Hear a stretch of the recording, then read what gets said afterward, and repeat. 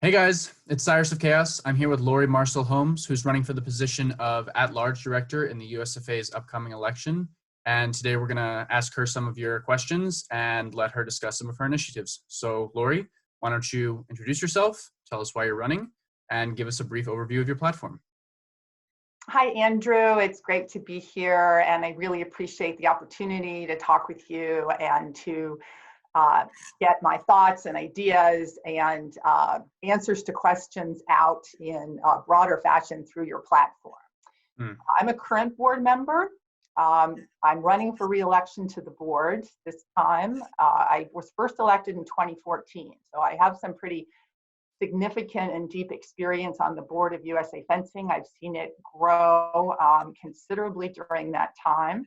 I initially ran for the board, and I'm running for re-election again because I really love fencing so much. I first got introduced almost 20 years ago through my daughter, Pat Holmes, who's an FA fencer and was on the 2016 Olympic team. She's still fencing, devoting very much of herself to it. And over the years, I've devoted more and more of myself to it. And I've just seen the tremendous joy that it's brought her, brought our family, and brought so many others. And I really want to give back to the sport and do everything I can to make it a great experience for our members and make it even better.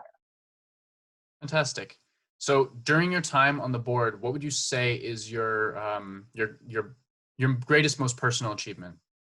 Um, Well, it's hard to pick one, but I would say the thing that I am proud of every single day with everything I do on the board is the fact that I really do fairly represent every single member in our organization. All of the different constituencies. I would say that since I joined the board, before I joined the board, I had an appreciation for the fact that we have a lot of different constituencies in our organization. We have fencers, but within fencers, we've got beginner fencers all the way through elite fencers. We've got, little kids, Y10 tournaments through vet 80s. We've got referees, club owners, coaches, bout committee, armorers, spectators. We have so many different constituencies in our organization. And our challenge on the board, really our fiduciary duty is to make the best decisions we can that's in the best interest for all of our members. And sometimes, we've got competing priorities from these different groups and things like that. But I really do, I make a huge effort to talk to the various members of our organization at all levels for many, many years and get ideas and input and represent those on the board. So that's what I'm most proud of on a daily basis. Now, I would say in terms of concrete achievements, the growth in our sport in terms of our revenue and budget from 5 million to 12 million, our membership to 40,000. And personally, the work I've done, I would say, on the ethics committee in terms of making that committee a standing committee, which gives it status along the lines of the budget and the audit committee and our bylaws, and also renovating and expanding our conflict of interest disclosure statements in the interest of transparency and best decision making for our organization. So I'm particularly proud of that. Thank you for indulging when I went beyond one accomplishment. Yeah, of course. So you talked about growing the sport as one of the things that you've worked on over the years. And of course, that's something that we all want, is for fencing to be a larger, more accepted, more mainstream sport. So as that growth continues, what is your plan for managing the increasingly large NAC sizes? Right. It's definitely something that has to be managed. And it's certainly something that we're thinking about. I've been thinking about. I think our NACs are wonderful in many ways. People from other countries I know who come to compete in our NACs say, "Oh my gosh, look at these tournaments; they're fantastic." But yeah, our goal, our mission, our requirement is to create positive competitive opportunities. And when the tournaments get so big that they can't be run well, we have to do something. So I think that I'm very supportive of development of regional tournaments. We've made some moves in that direction. I know we have to make more. I'm 100% on board with that. More regional competitions, more region-centered tournaments. Our NAC model has served us very well, but I do think we need to review it. I think we need to I think we've had very effective work by tournament committees in the past in terms of evaluating and making recommendations. We need to look at what's good, what are the great things about our NAC that we need to keep or even enhance, and what are the things that aren't working, and what are the options for changing those. Because I think, as we grow, we have to evolve. We always have to be looking at new opportunities, new ways to do things, think outside the box. Yeah, of course. And one of the things that happens as a sport grows is there's different stages to that growth. So at first, having a very NAC-centric model makes a lot of sense, but as the sizes get so big that you're consistently triple flighting the saber pools, for example, that's not sustainable. Right. So as the NACs would be getting smaller, we would assume that we would be getting less revenue stream from that. And I know you mentioned in your charter that you had a few ideas for alternative revenue streams and making making the USFA not so reliant on the NACs in the first place. Can you talk a little more about some of those revenue streams that you have ideas for bringing to the USFA? Sure. Given the current environment that we're in, everyone's revenue is challenged tremendously. And we're all going to be struggling to find revenue streams and new revenue streams these days. I think that one thing that COVID-19 has done is shown us how the importance of diversifying our revenue stream. I mean, right now we rely on NAC revenue, membership revenue, and grants from the USOPC as primary sources of funding. Now we do have sponsorships, and we need to develop more of those, but one of the primary vehicles for doing that is growing our membership, right? And so as we work towards growing our membership, we can work towards diversifying revenue streams. We have retained an organization called Forefront that is generating marketing support and revenue diversification ideas for us. It may be challenging. In fact, it's probably going to be challenging in this current climate to do that, but that doesn't mean that we don't go forward with planning for it, right? I mean, right now we're in a very difficult situation and we need to manage through it, but we need to have our eye on recovery. And hopefully we'll be able to recover sooner than later. And when we do, we want to be able to put ourselves in the best possible position to act on our goals, our long-term goals on a going forward basis. Right. So a big portion of your charter was the pandemic and dealing with COVID, like you just mentioned. You specifically say that you're committed to supporting our clubs through the COVID-19 outbreak, of course. So what are some ideas you have to prevent clubs from going out of business during the outbreak, to get them back to the level that they were at before the outbreak started? And is there anything that the clubs can learn from the outbreak to go forward? Sure. Well, one thing I do want to say is that I did lead the effort to gather and synthesize and make available through USA Fencing the information on the Small Business Administration loans that were made available through the COVID-19 stimulus package. Mm-hmm.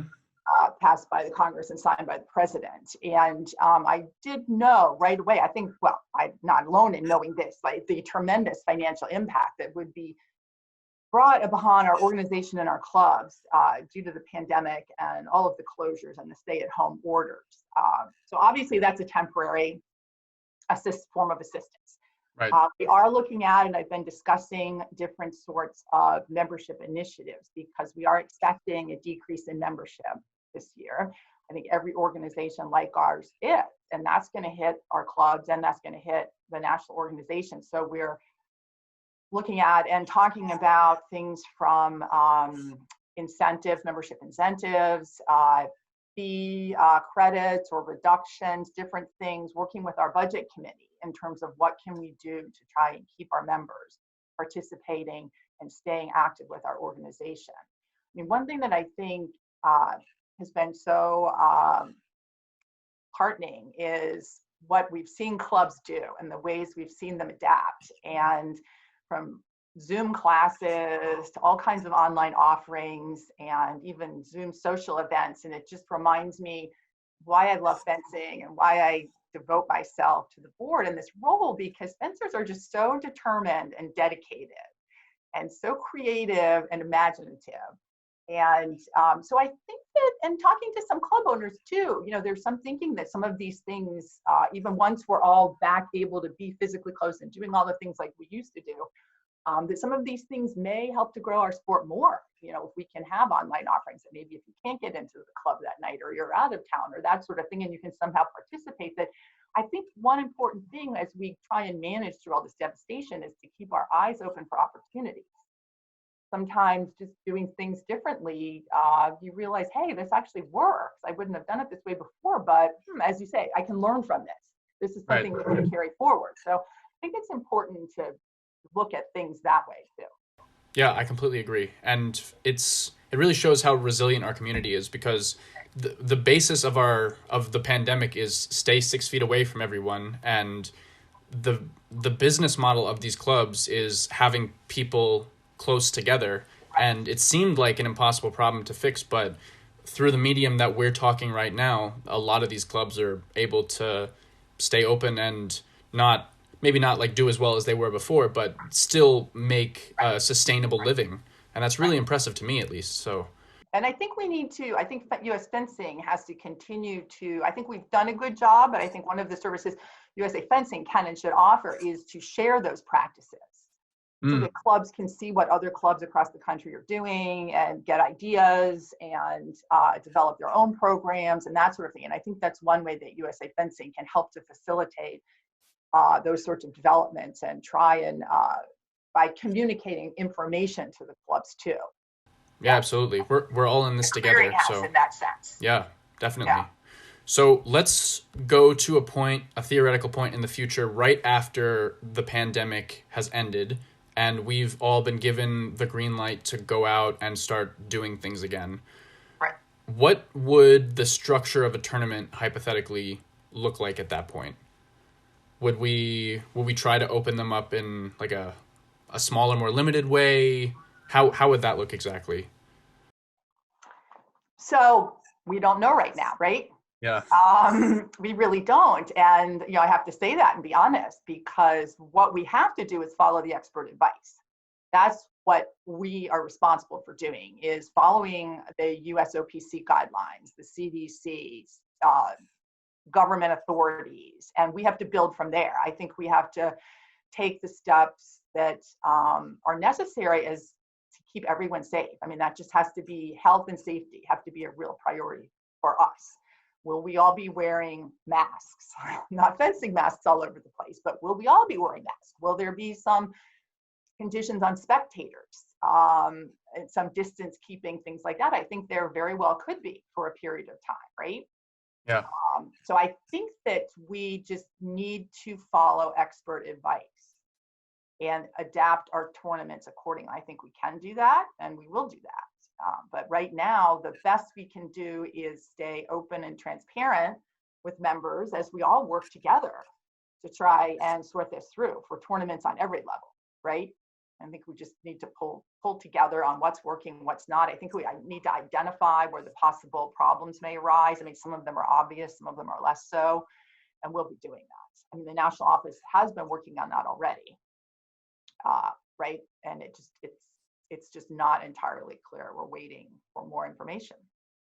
Yeah, it's such an unprecedented, uncertain time. So that's really all we can do. Wait for the experts to give us something and just respect the decisions that they make until that time arises. So.